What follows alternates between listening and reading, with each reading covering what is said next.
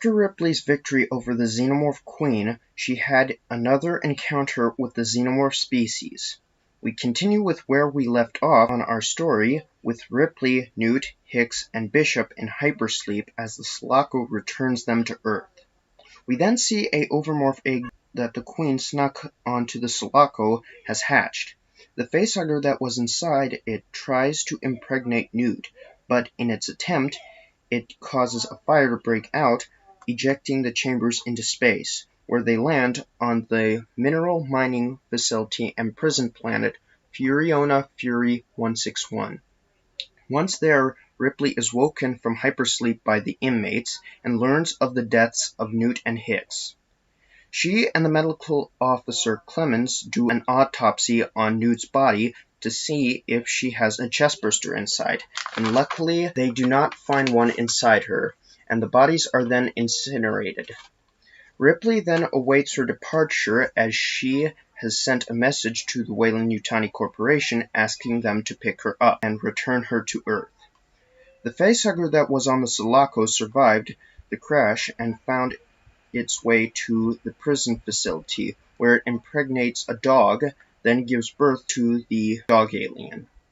Ripley is then sexually harassed by most of the other inmates, since they are all male, and is also criticized for being a woman by the superintendent, Andrews. Ripley is aided by Dylan when the other inmates try to rape her, and she is able to develop a relationship with Clemens, but problems begin arising when the dog alien begins killing all the inmates. Ripley recognizes that a xenomorph is attacking them and tries to warn Andrews, but no one believes her, and since there are no weapons on the planet for them to defend themselves, there isn't much they can do. Ripley then searches for the remains of Bishop in the junkyard. She is able to find him and learns that there was an overmorph egg on the Sulaco while they were sleeping. The entire time Ripley does this, the dog alien continues its killing spree. Later on, when Ripley talks with Clemens in the med bay, they are attacked by the dog alien and Clemens is killed. The dog alien then corners Ripley, but just as it is about to kill her, it hesitates and runs away. Ripley runs to the others to tell them about the xenomorph, but none of them believe her, and just seconds afterward, Andrews is pulled into the ceiling as everyone witnesses it. The inmates begin listening to Ripley, and they develop a plan to capture the Xeno, but it does not work, and it leads to an explosion, killing most of the other inmates. As they continue thinking how they will be able to capture or kill the Xeno, Ripley discovers that she has a queen chestburster inside of her. She tries to convince the others to kill her, but since they need her to help them kill the dog alien, they agree to do it after the dog alien is killed. They create another plan of drowning the xenomorph in hot lead by using themselves as bait to draw it out into a narrow hallway where they can be able to drop the hot lead over it. They put their plan into action and try luring it into the hallway, but at the cost of most of the remaining inmates left. They are able to trap it, but since Ripley and Dylan are trapped with it, Dylan sacrifices himself to distract the Xeno, so Ripley may escape and pour the hot lead on it. Their plan succeeds, but the xenomorph survived and escapes. Ripley is able to activate the sprinkler system, and in a weird twist of movie physics, it causes the xenomorph to explode.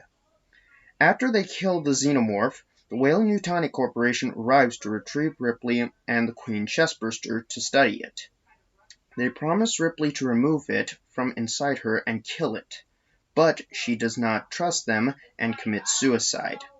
The Weyland-Yutani Corporation locates the last few surviving inmates and shuts the entire mining facility down forever.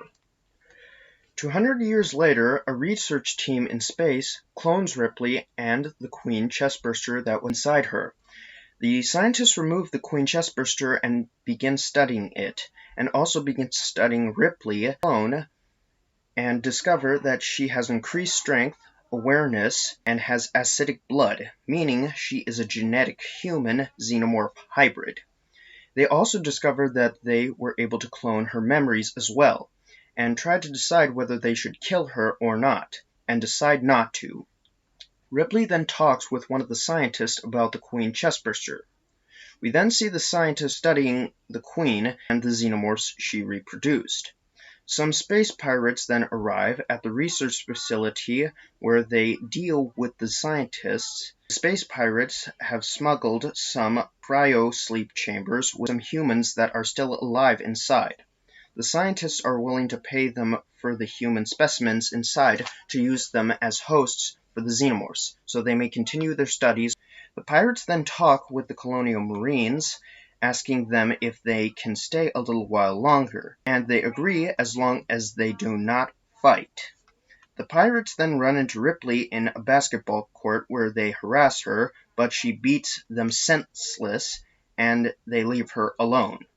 The xenomorphs then escape, and the colonial marines that are supposed to secure the facility leave. You are stupid. The last of the marines and the space pirates and Ripley then work together to escape the facility.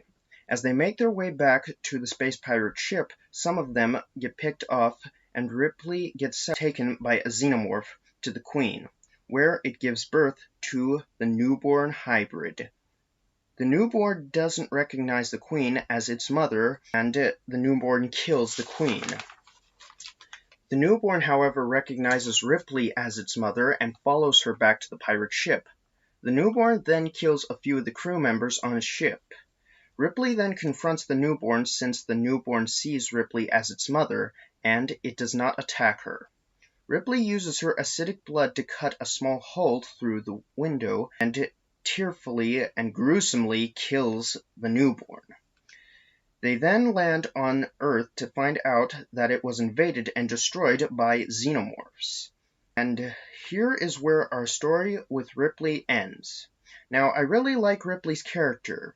She has shown to be resourceful and very independent. She also possesses a great knowledge about the xenomorph species and learned how they could be killed. She had a great amount of knowledge about weapons like the pulse rifle flamethrower and machinery like the power loader and how to use them against the xenomorphs. Thank you all for watching. I've been KJohn137, and remember... And they mostly come at night. Mostly.